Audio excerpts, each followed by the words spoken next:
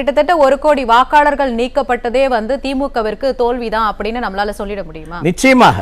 நிச்சயமாக நீ எதற்காக எதுக்குறாங்க சார்? நீ இந்த தேர்தல் சரியாக நடக்க வேண்டும். என்னன்னா தேர்தல் ஆணையம் என்பது அடிப்படை நோக்கம் என்று சொன்னா தகுதியானவர்கள் வாக்களிக்க வேண்டும், தகுதியற்றவர்கள் வாக்குச்சீட்டில் இருக்கக்கூடாது என்பதுதான் அதனுடைய நோக்கம்.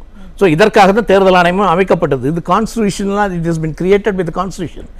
தே have the authority. So they have to decide whether who is eligible to vote and who is not eligible to vote. அப்போ அவங்க தான் அதை பார்ப்பாங்க. ஸோ அவர்கள் என்ன சொல்லுகிறார்கள் என்று சொன்னால், எங்களால் நாங்கள் சரியாக நாங்கள் பார்த்துட்டோம், அதனால் இதை தேர்தலை இப்போ எஸ்ஐஆர் பண்ணியே தீர வேண்டும் என்று வரும்பொழுது இவங்க எதுக்குறாங்க. எதுக்காக எதுக்குறாங்க?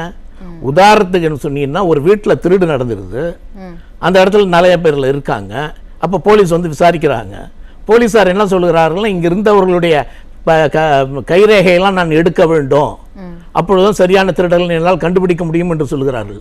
அப்போ ஒரு 4-5 பேர் சேர்ந்துக்கிட்டு நாங்கள் கைரேகையை கொடுக்க முடியாது என்று சொன்னால் என்ன பொருள்?